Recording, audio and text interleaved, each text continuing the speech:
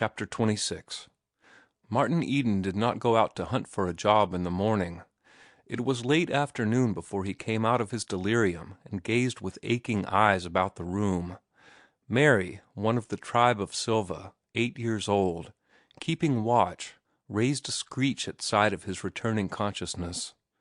Maria hurried into the room from the kitchen. She put her work-calloused hand upon his hot forehead and felt his pulse. "You lika to eat?" she asked. He shook his head. Eating was farthest from his desire, and he wondered that he should ever have been hungry in his life.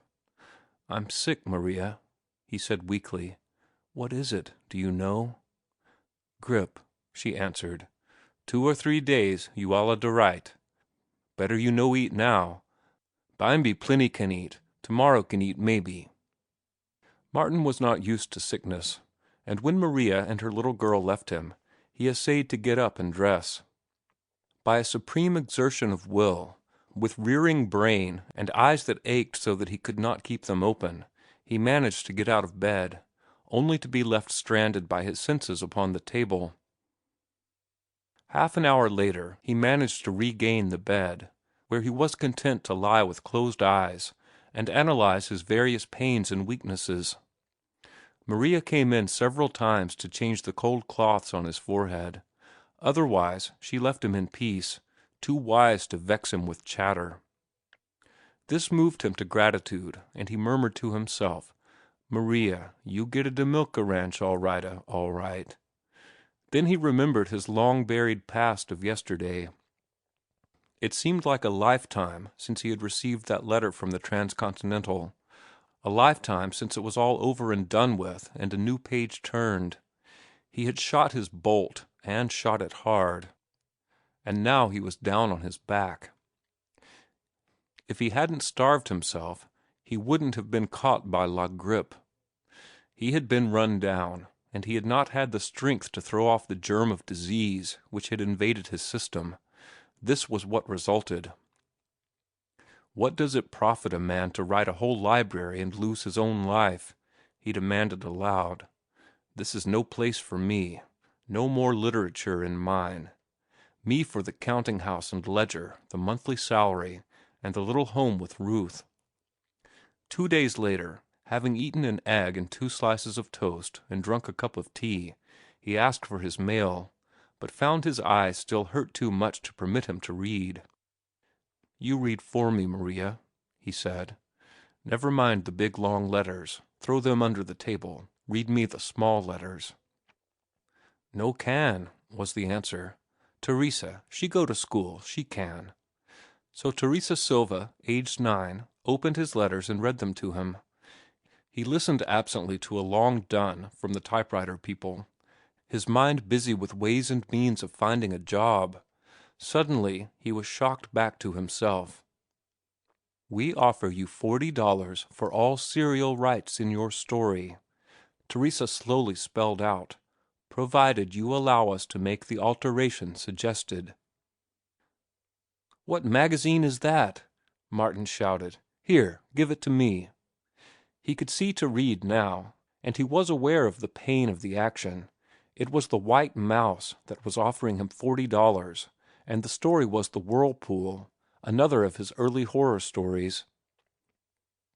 He read the letter through again and again. The editor told him plainly that he had not handled the idea properly, but that it was the idea that they were buying because it was original. If they could cut the story down 1/3, they would take it and send him $40 on receipt of his answer. He called for pen and ink, and told the editor he could cut the story down 3/3 if he wanted to, and to send the $40 right along. The letter dispatched to the letter box by Teresa, Martin lay back and thought. It wasn't a lie after all. The White Mouse paid on acceptance. There were 3,000 words in The Whirlpool. Cut down 1/3, there would be 2,000. At $40, that would be 2 cents a word. Pay on acceptance and 2 cents a word. The newspapers had told the truth.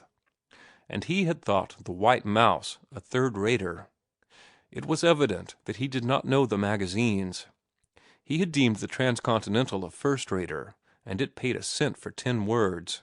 He had classed the White Mouse as of no account, and it paid 20 times as much as the Transcontinental, and also paid on acceptance.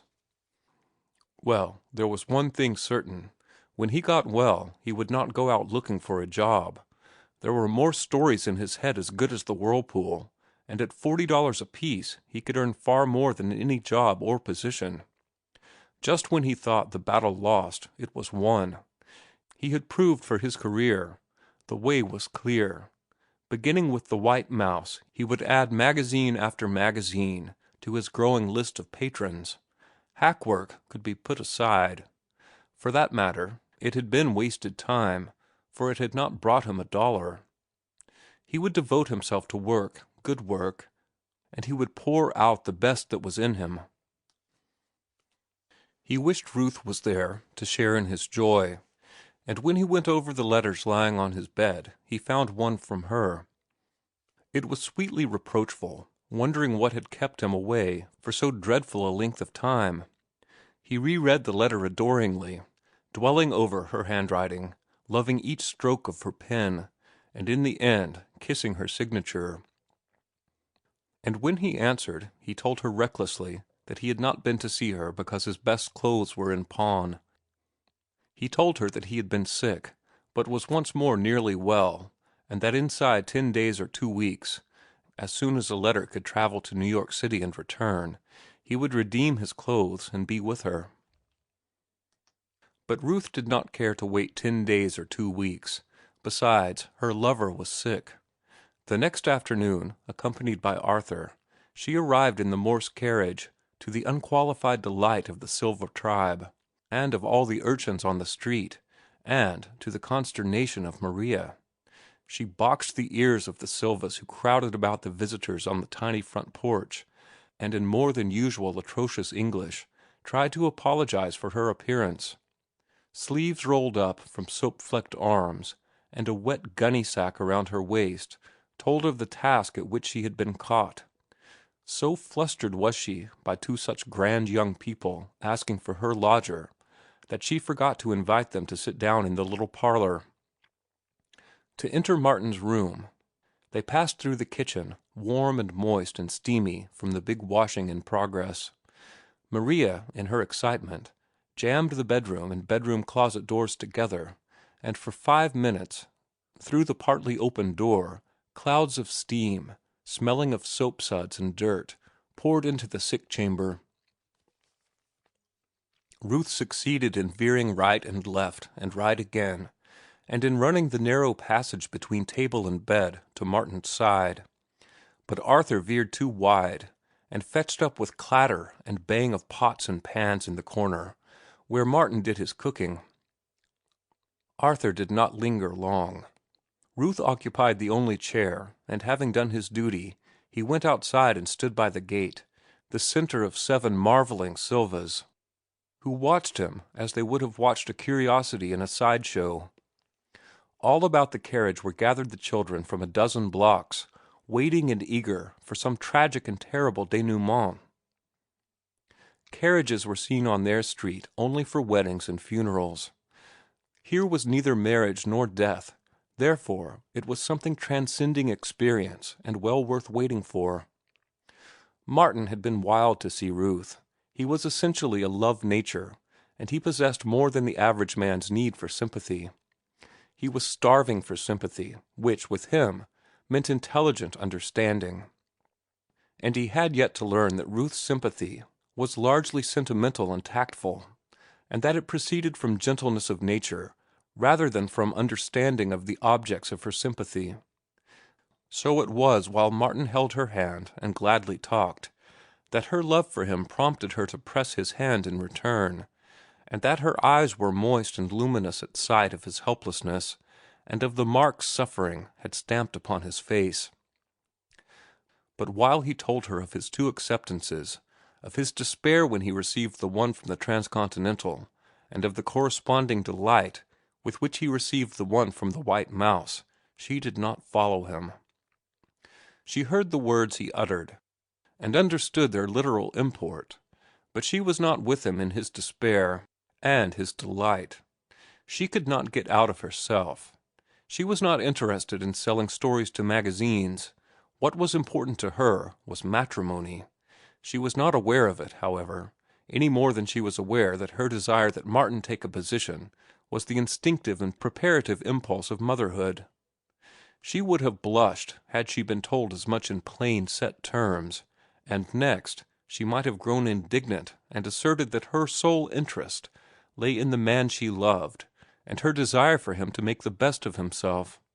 So, while Martin poured out his heart to her, elated with the first success his chosen work in the world had received, she paid heed to his bare words only, gazing now and again about the room, shocked by what she saw. For the first time, Ruth gazed upon the sordid face of poverty. Starving lovers had always seemed romantic to her, but she had had no idea how starving lovers lived. She had never dreamed it could be like this. Ever her gaze shifted from the room to him and back again. The steamy smell of dirty clothes, which had entered with her from the kitchen, was sickening. Martin must be soaked with it, Ruth concluded, if that awful woman washed frequently. Such was the contagiousness of degradation. When she looked at Martin, she seemed to see the smirch left upon him by his surroundings. She had never seen him unshaven, and the 3 days' growth of beard on his face was repulsive to her. Not alone did it give him the same dark and murky aspect of the Silva house, inside and out, but it seemed to emphasize that animal-like strength of his which she detested. And here he was, being confirmed in his madness by the 2 acceptances he took such pride in telling her about. A little longer, and he would have surrendered and gone to work. Now he would continue on in this horrible house, writing and starving for a few more months. "What is that smell?" she asked suddenly. "Some of Maria's washing smells, I imagine," was the answer. "I am growing quite accustomed to them." "No, no, not that. It is something else. A stale, sickish smell." Martin sampled the air before replying. "I can't smell anything else except stale tobacco smoke," he announced. "That's it. It is terrible. Why do you smoke so much, Martin?" "I don't know, except that I smoke more than usual when I am lonely. And then, too, it's such a long-standing habit. I learned when I was only a youngster." "It is not a nice habit, you know," she reproved. "It smells to heaven." "That's the fault of the tobacco. I can afford only the cheapest. But wait until I get that $40 check. I'll use a brand that is not offensive even to the angels. But that wasn't so bad, was it? 2 acceptances in 3 days. That $45 will pay about all my debts." "For 2 years' work?" she queried. "No, for less than a week's work. Please pass me that book over on the far corner of the table, the account book with the gray cover." He opened it and began turning over the pages rapidly. Yes, I was right. 4 days for the ringing of bells, 2 days for the whirlpool. That's $45 for a week's work, $180 a month. That beats any salary I can command. And besides, I'm just beginning. $1,000 a month is not too much to buy for you all I want you to have. A salary of $500 a month would be too small. That $45 is just a starter. Wait till I get my stride, then watch my smoke." Ruth misunderstood his slang and reverted to cigarettes. "You smoke more than enough as it is, and the brand of tobacco will make no difference. It is the smoking itself that is not nice, no matter what the brand may be. You are a chimney, a living volcano, a perambulating smokestack, and you are a perfect disgrace, Martin dear. You know you are." She leaned toward him, entreaty in her eyes, and as he looked at her delicate face and into her pure, limpid eyes, as of old he was struck with his own unworthiness. "I wish you wouldn't smoke any more," she whispered. "Please, for my sake." "All right, I won't," he cried. "I'll do anything you ask, dear love, anything. You know that." A great temptation assailed her.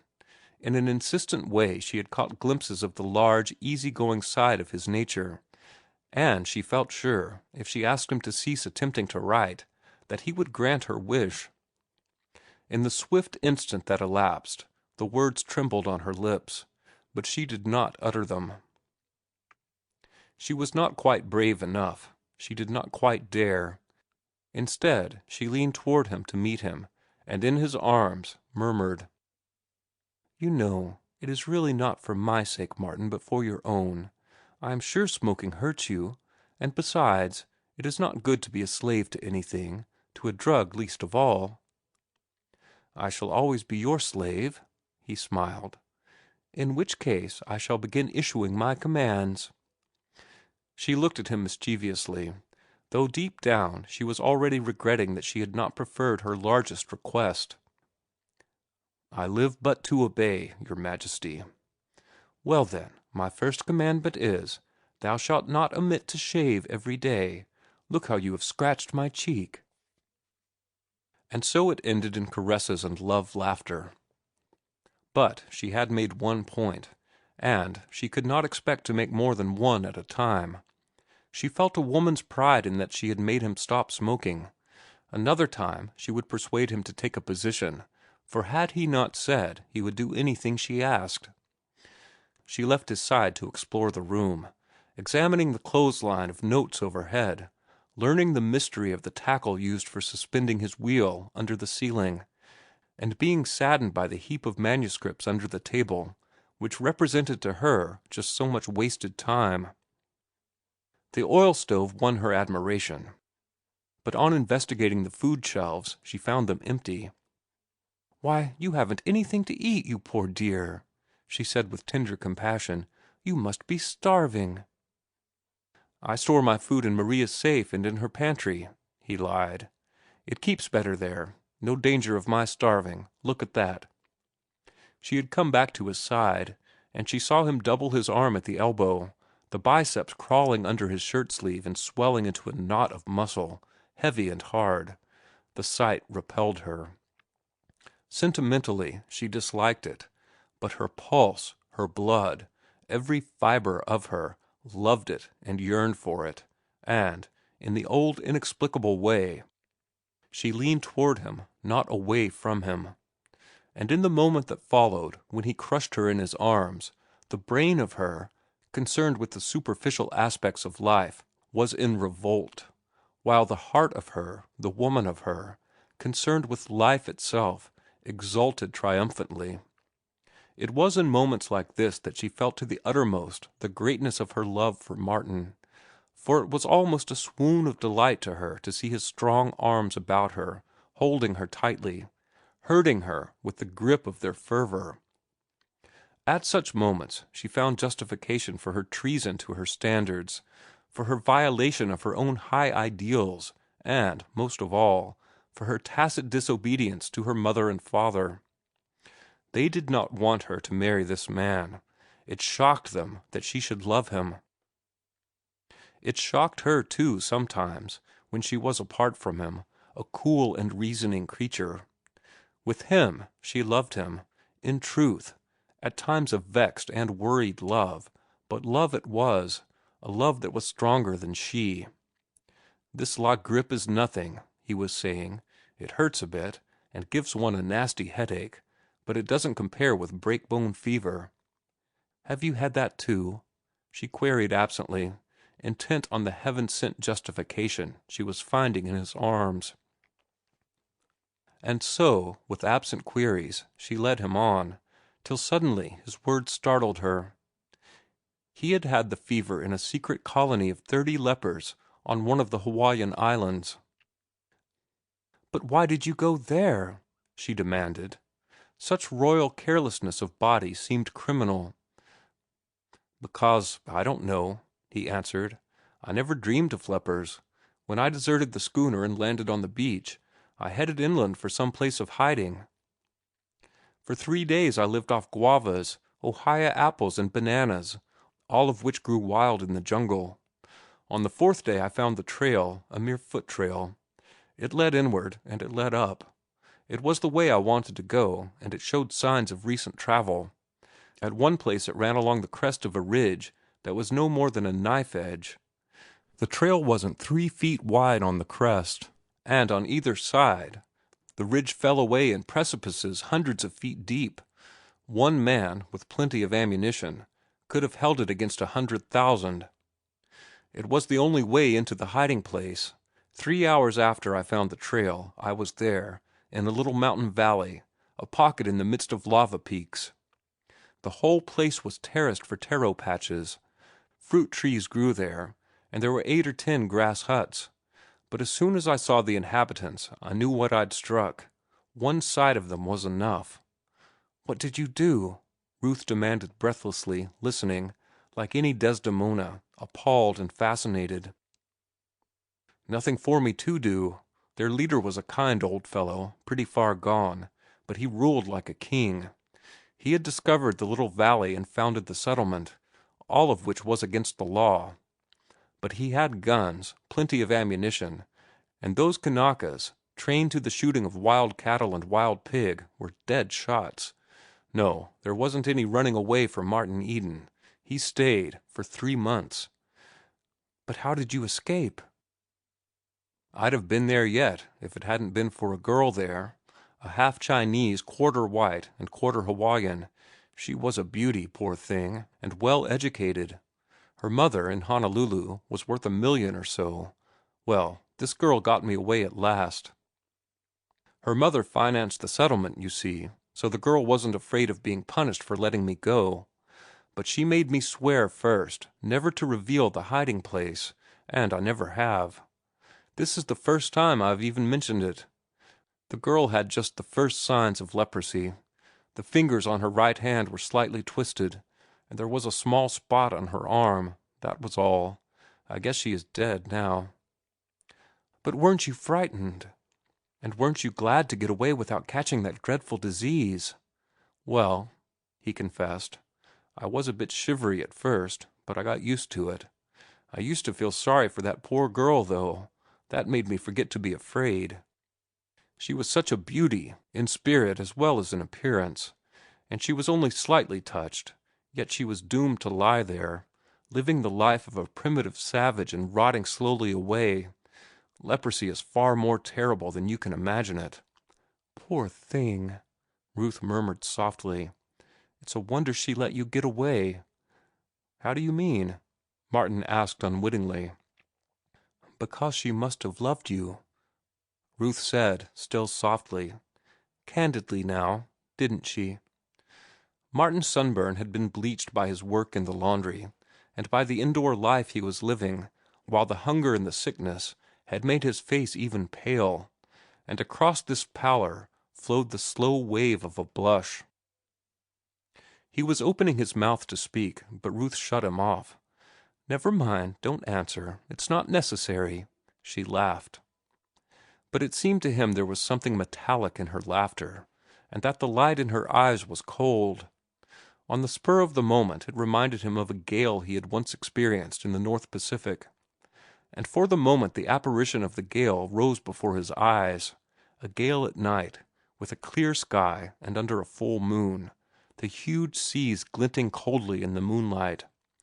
Next, he saw the girl in the leper refuge, and remembered that it was for love of him that she had let him go. "She was noble," he said simply. She gave me life." That was all of the incident, but he heard Ruth muffle a dry sob in her throat, and noticed that she turned her face away to gaze out of the window. When she turned it back to him, it was composed, and there was no hint of the gale in her eyes. "I'm such a silly," she said plaintively, "but I can't help it. I do love you, Martin. I do, I do. I shall grow more Catholic in time, but at present I can't help getting jealous of those ghosts of the past, and you know your past is full of ghosts." "It must be." She silenced his protest. "It could not be otherwise. And there's poor Arthur motioning me to come. He's tired waiting. And now, good-bye, dear. There's some kind of a mixture put up by the druggists that helps men to stop the use of tobacco," she called back from the door, "and I am going to send you some." The door closed, but opened again. I do," she whispered to him, and this time she was really gone. Maria, with worshipful eyes that none the less were keen to note the texture of Ruth's garments and the cut of them, a cut unknown that produced an effect mysteriously beautiful, saw her to the carriage. The crowd of disappointed urchins stared till the carriage disappeared from view, then transferred their stare to Maria, who had abruptly become the most important person on the street. But it was one of her progeny who blasted Maria's reputation by announcing that the grand visitors had been for her lodger. After that, Maria dropped back into her old obscurity, and Martin began to notice the respectful manner in which he was regarded by the small fry of the neighborhood. As for Maria, Martin rose in her estimation a full 100%. And had the Portuguese grocer witnessed that afternoon carriage call, he would have allowed Martin an additional $3.85 worth of credit. End of chapter 26.